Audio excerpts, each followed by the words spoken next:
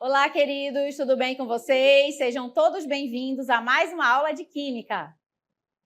Eu sou a professora Yara Graça, a professora de Química que vai acompanhar vocês na aula de hoje. Vamos dar uma olhadinha no objeto de conhecimento. Aula 10, objeto de conhecimento, biotecnologia e DNA, células-tronco, transgênicos, neurotecnologias, avanços e aplicações da genética molecular, decaimento radioativo e armas nucleares. E o detalhamento, nós vamos tratar dos plásticos, polímeros. E é isso, a gente vai se aprofundar um pouquinho mais nos polímeros, né? Falar um pouquinho de exemplos, especificamente dos polímeros sintéticos. Vamos para a aula!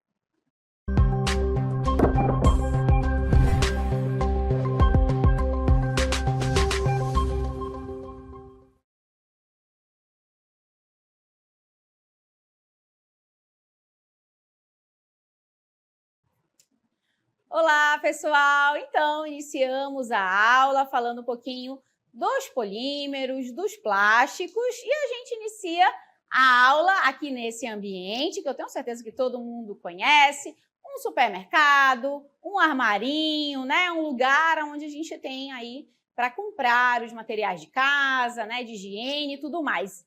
E tenho certeza, né, que todos vocês utilizam as sacolinhas, né? Essas sacolinhas a gente vai pensar que são maravilhosas, não são? Realmente, foi uma descoberta tecnológica maravilhosa para a nossa sociedade.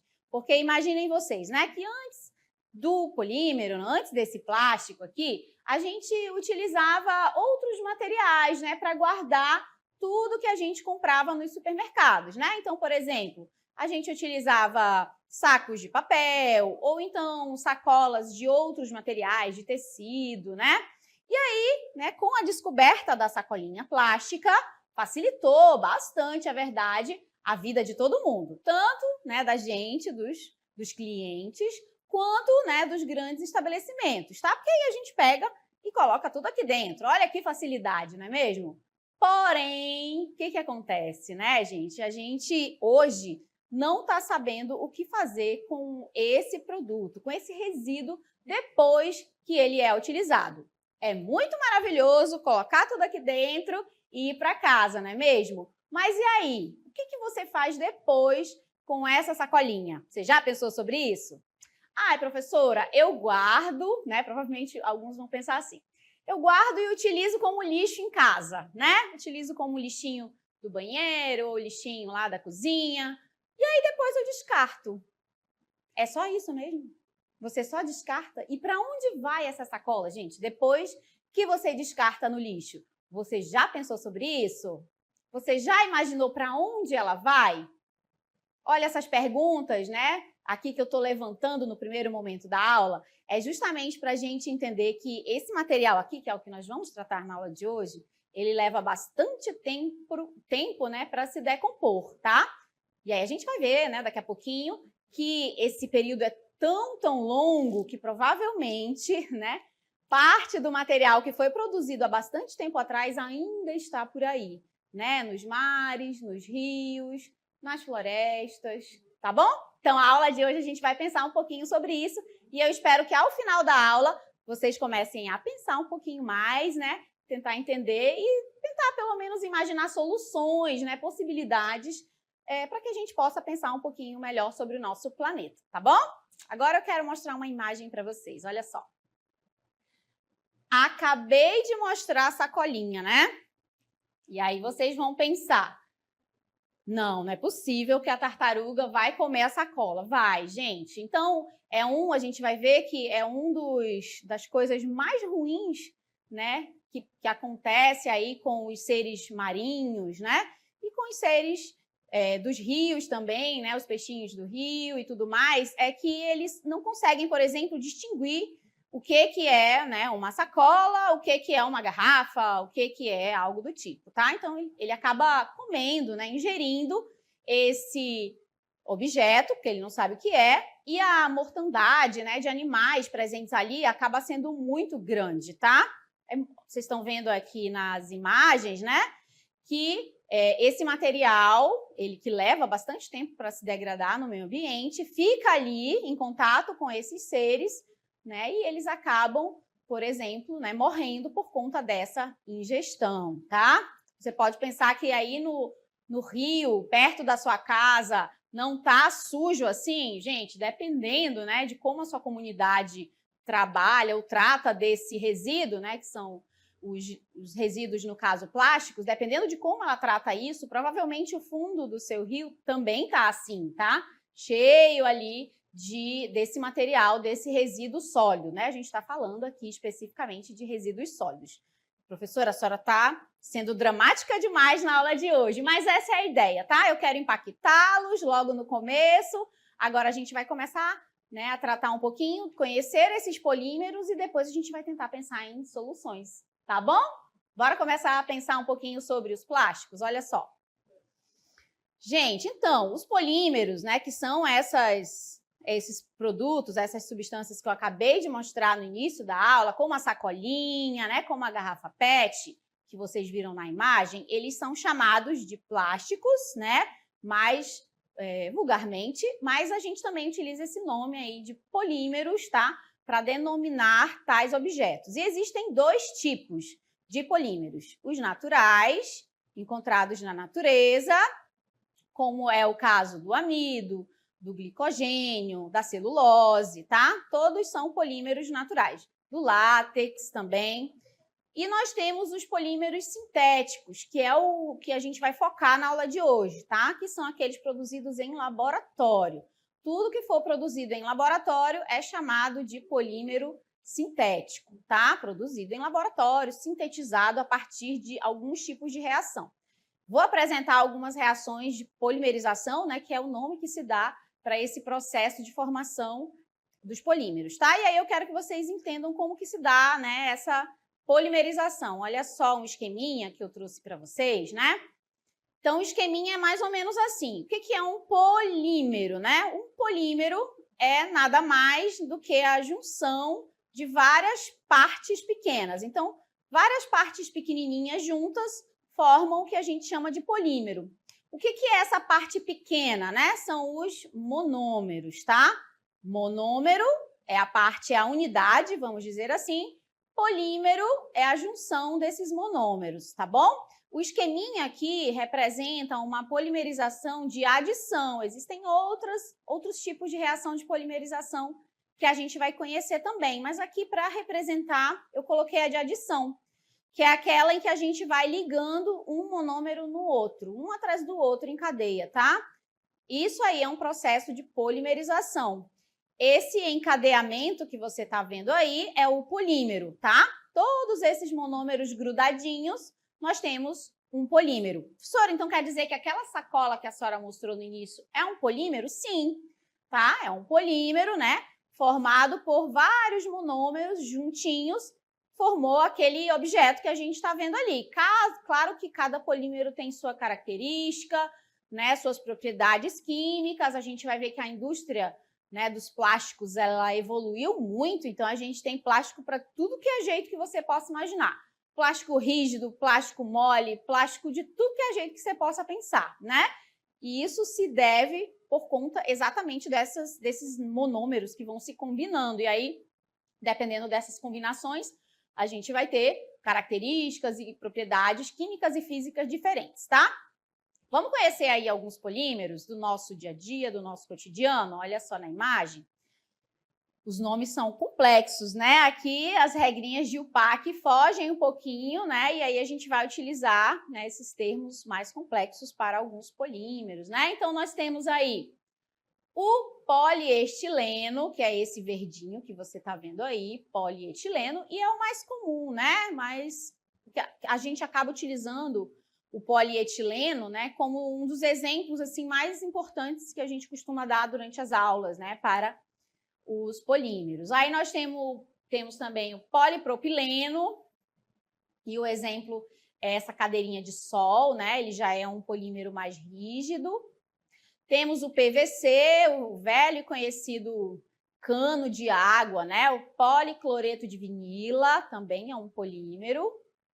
Temos o poliestireno, que é do copinho, né? O copinho descartável que você está vendo aí. Pode avançar para mais exemplos.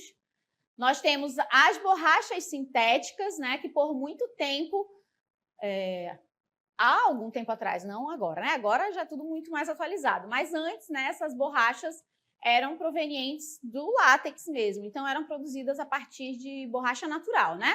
Mas hoje, por conta de toda essa evolução tecnológica, os pneus, por exemplo, já são, né, feitos realmente de borracha sintética, tá? Com as características próprias de resistência ao atrito, ao calor, à pressão, né? Temos o Teflon, aí vocês vão ficar, né, achando que a professora tá mentindo, mas é verdade, gente. Essa panelinha aí, né, essa parte superficial que adere a essa panela faz com que, né, o ovinho que eu vou fritar, a carninha, não grude, se deve a um polímero, a um plástico, tá? A mesma reação química que... não a mesma, né? Mas muito parecida com a reação química da borracha sintética, é a mesma do Teflon, né? É muito parecido porque se trata ali de um mesmo grupo de substâncias, por conta dessa reação de polimerização, né? Temos a poliacrilonitrila, daquelas camisetas, né? Aquelas camisas que a gente costuma utilizar, aquelas camisas de time, né? Que todo mundo conhece, poliacrilonitrila. Aí nós temos o plexiglass, que é encontrado, por exemplo, aí nos semáforos, né? Um tipo de polímero que é utilizado, por exemplo, para a construção desse objeto, tá bom, gente? Então, eu trouxe aqui para vocês alguns dos exemplos das mais variadas possibilidades que nós temos de polímeros, tá? Desses plásticos que fazem parte do nosso cotidiano. Eu tenho certeza que muitos de vocês se perguntaram, né? Enquanto eu estava falando da sacola, pensou assim, vamos abolir a sacola então, né? E aí, será que dá para abolir a sacola? Porque os plásticos já fazem tanto parte da nossa vida, né? Já estão tão ali grudados na vida da gente, que a gente até acha difícil, por exemplo, ter uma vida sem a presença dos plásticos nela, não é verdade? Então, por exemplo, como que a gente vai pensar na nossa vida daqui para frente sem a garrafinha de água, né? Aquela garrafinha que a gente compra ali, de refrigerantes também, né? Aquela garrafinha PET, nossa velha e conhecida. Como seria a vida sem aquela garrafinha, né? Então, eu tenho certeza que existem maneiras, são difíceis, mas a gente precisa pensar sobre isso, tá bom? Agora, eu quero apresentar para vocês, assim, de maneira bem, né, rápida, como se dá essa formação, né? Como se dá esses processos, essas reações de polimerização para que a gente possa obter um polímero. Olha só. Então, existem 3 maneiras, tá, de obtenção de polímero, que é a partir de reações de adição, condensação e rearranjo, tá? Então, a gente vai tratar, muito brevemente, sobre essas 3 maneiras de obtenção. A primeira delas é a reação de adição, né? O processo de obtenção de um polímero a partir de adição. Lembrando que, para todos os casos, sempre tem monômeros que se unem para formar esses polímeros, tá?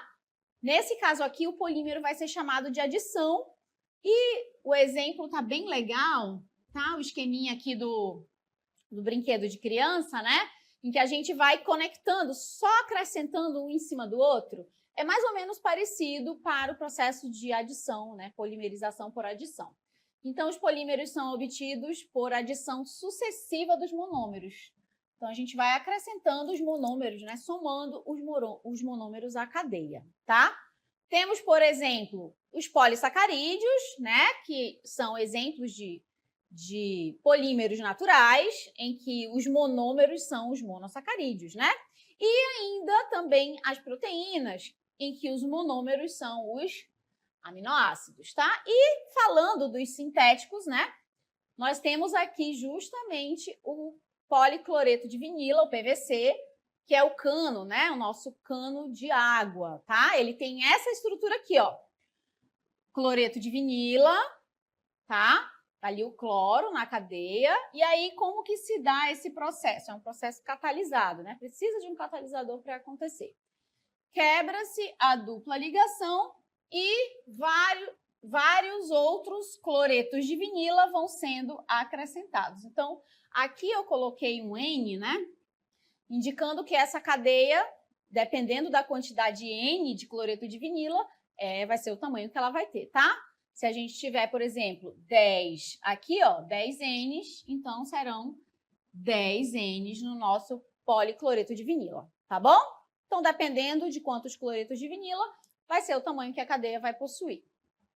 É só somando, acrescentando nessa cadeia. Depois, nós temos classificação, né, dessa obtenção a partir de condensação. Já é um outro tipo de mecanismo, mas continua sendo uma reação de polimerização, tá? Bom, são polímeros obtidos pela adição de 2 monômeros diferentes. Então, na condensação, a gente vai precisar de 2 monômeros diferentes, com estruturas diferentes.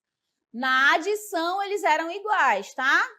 Por exemplo, que eu mostrei agora há pouco, cloreto de vinila, só tinha cloreto de vinila.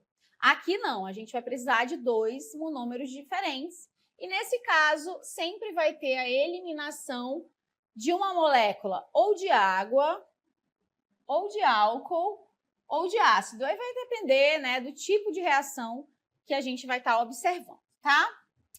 Trago um exemplo aqui para facilitar a nossa vida. Por que eu sei que essa é uma reação de polimerização por condensação? Eu nem preciso saber representar tudo isso, tá, gente? O que eu preciso focar aqui, né? Eu tenho, ó, 2 monômeros diferentes. Estão vendo? Tá aqui a divisão entre eles.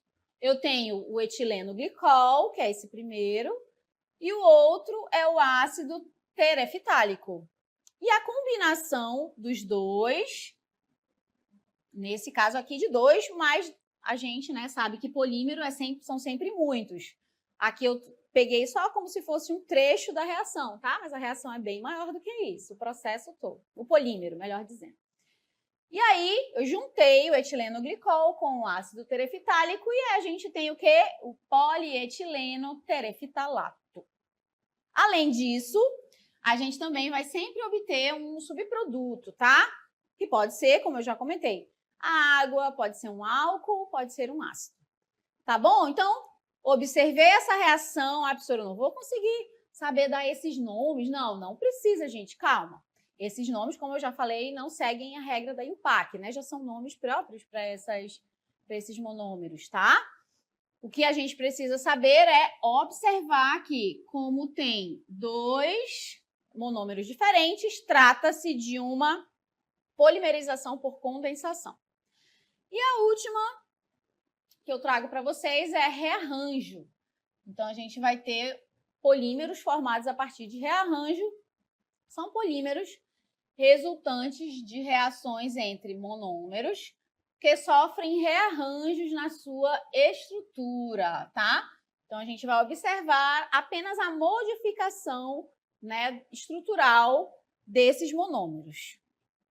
Continuando aqui, mais uma vez, né? A gente vai ter apenas que saber observar o que está acontecendo na reação, tá?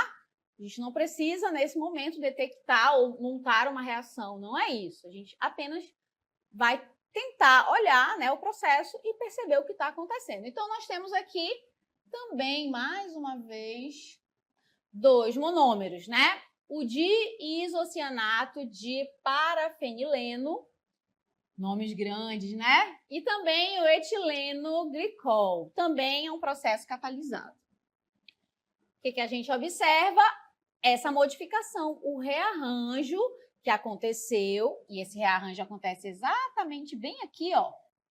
E aí a gente junta, né, todos esses 2 monômeros, e aí nós temos o polímero, que é o poliuretano, tá? Poliuretano. Então, 3 processos diferentes, adição, condensação e rearranjo, cada um deles tem as suas características.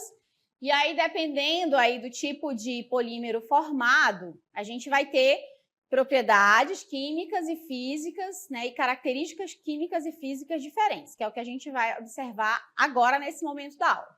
A gente vai perceber que dependendo do tipo de polímero, né, a gente vai ter essas propriedades, tá bom? Então, vamos conhecer a primeira propriedade aí que a gente pode observar para os polímeros, que são, né, os polímeros termofixos, tá?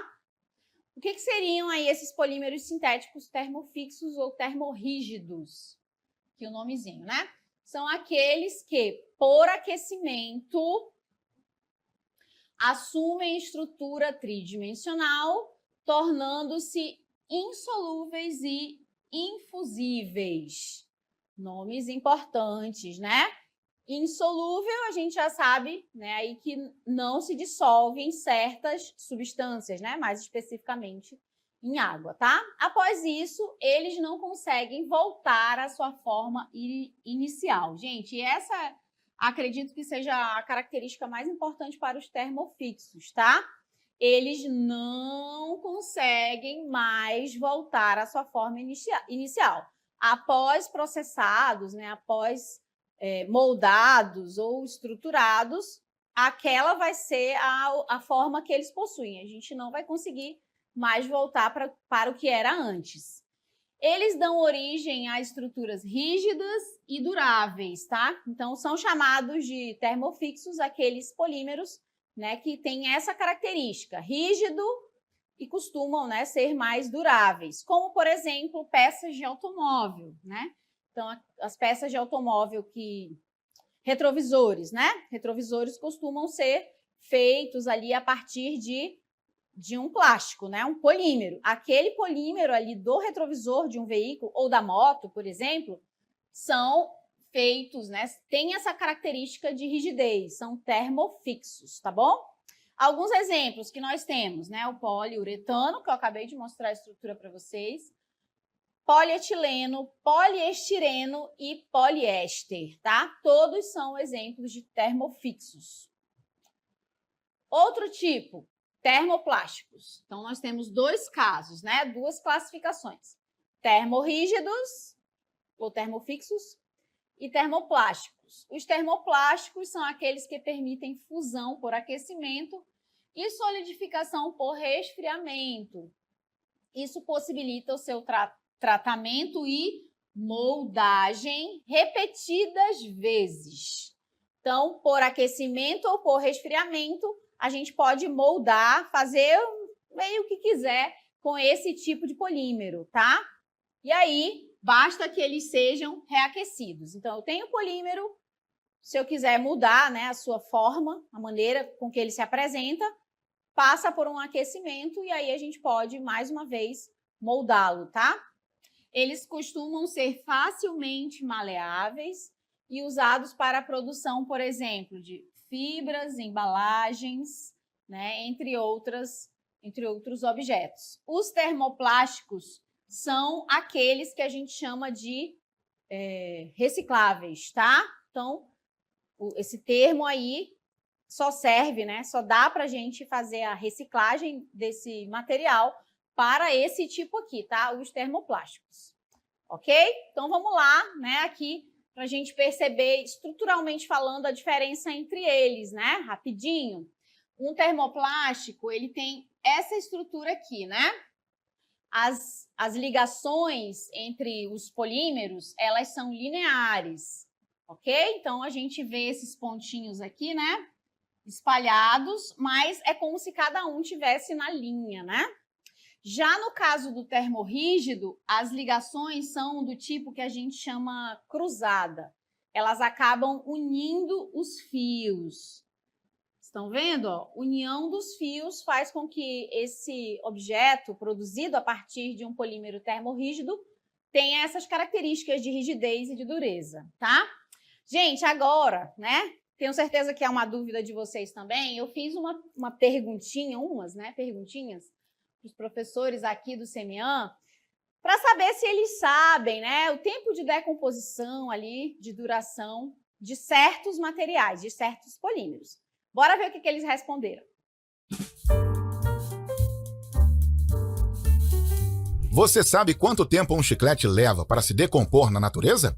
Um chiclete para se decompor, eu não tenho certeza, mas talvez uns 30 anos, 40. Olha, essa pergunta do chiclete que a gente utiliza muito, mascando, muitas das vezes a gente não sabe. Eu não sei. Do chiclete, realmente, eu não sei. Acredito que uns 2 anos. Olha, eu não saberia responder o tempo exatamente, mas eu acredito que seja mais de 6 meses para ele voltar novamente a fazer parte da natureza. Um chiclete se decompor na natureza?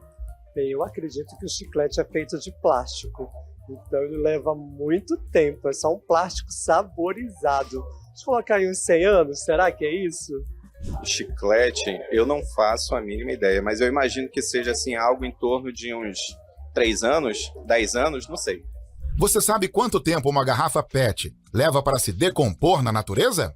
Garrafa PET. Acho que depende do tamanho dela, né? De 1 litro, de 2 litros. Não sei também, acho que uns 50 anos, 60.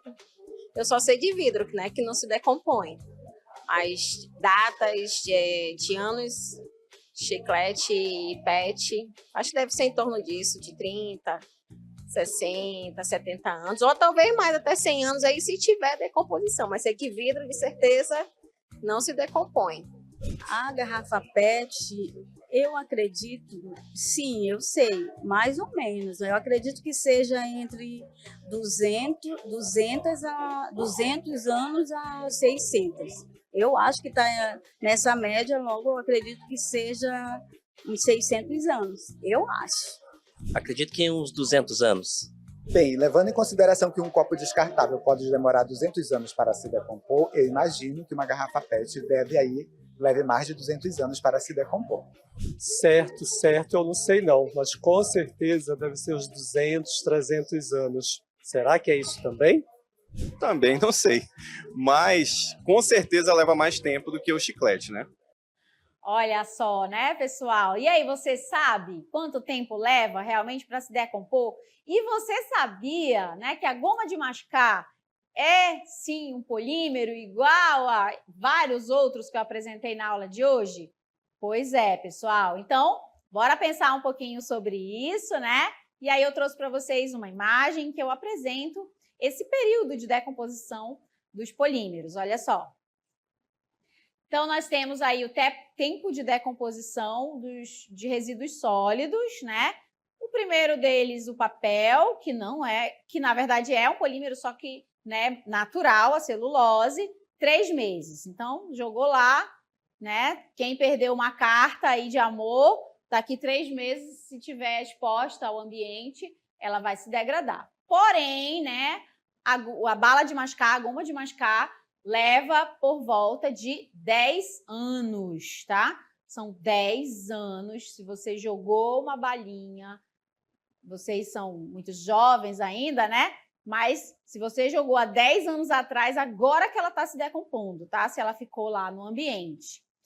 Ponta de cigarro, de 10 a 20 anos, né? Aí, continuando a falar dos materiais, dos polímeros. A sacolinha, a nossa conhecida sacolinha, de 30 a 40 anos. É muito tempo, gente, é muito tempo. Imagina se você sai de um supermercado com 10 sacolas, são 10 resíduos sólidos que vão levar 40 anos para se decompor. Garrafa PET, né, que foi falado aí na pergunta, são 100 anos, pessoal. 100 anos. Em 1924, se já existia garrafa PET, que eu acredito que não, ela está se decompondo agora, né? São 100 anos para que esse material se degrade completamente, tá? Então, gente, para a gente ir finalizando aqui a aula, eu trouxe, né, um assunto importante também, que tem se discutido bastante, tem se falado muito, por exemplo, na mídia, sobre a possibilidade de algumas bactérias serem capazes, né, de degradar, de decompor o material plástico, né, os polímeros, tá? Claro que ainda é tudo muito na base da pesquisa, da ciência, mas eu tenho certeza que é uma coisa boa que a gente pode aí lá no futuro, né, ter como nosso aliado, tá? Então, dá uma olhadinha. O tempo de decomposição do plástico é incerto, mas já se sabe que ele dura tempo suficiente para causar impactos significativos ao meio ambiente e ao ser humano. Para ajudar o meio ambiente, estudos apontam que a bactéria Ideonella que demonstrou ser capaz de decompor 60 miligramas de plástico em 6 semanas através da sua digestão, pode ser uma aliada da gestão dos resíduos sólidos das cidades. Essa bactéria utiliza o mecanismo de digestão para fazer a decomposição de garrafas PETs. A bactéria que come esse tipo de plástico utiliza 2 enzimas para isso, a petase e a metase. Ela foi descoberta em 2016 por cientistas japoneses que a encontraram no meio de resíduos plásticos misturados com lama, água e sedimentos do solo. A pesquisa e o desenvolvimento de tecnologias que promovam a biodegradação do plástico por bactérias tem um papel fundamental na busca por soluções sustentáveis. Contudo, é crucial que essas inovações sejam combinadas com uma mudança de mentalidade em relação ao consumo e ao descarte de plástico, envolvendo governos, empresas e a sociedade como um todo. Olha aí, né, gente? Então eu deixo para vocês este questionamento, né? Essa ideia de que, claro que a ciência pode ajudar muito, né? Por exemplo, continuar desenvolvendo pesquisas para acelerar esse tempo de degradação dos plásticos, mas a nossa parte a gente também deve fazer, né? Tentando fazer essa coleta seletiva, né? Separar esses resíduos sólidos que levam mais tempo para se decompor. Por exemplo, procurar locais, né, de entrega desse material, porque sempre tem alguém, né, ali na sua cidade, na sua comunidade, que faz a reciclagem, por exemplo, desse material. Então, são soluções possíveis e que cada pessoa, né, cada indivíduo pode contribuir de alguma maneira para o meio ambiente. Espero que vocês tenham gostado da aula de hoje, tá? Eu adorei fazer essa aula, achei muito legal e até uma próxima oportunidade. Tchau, tchau!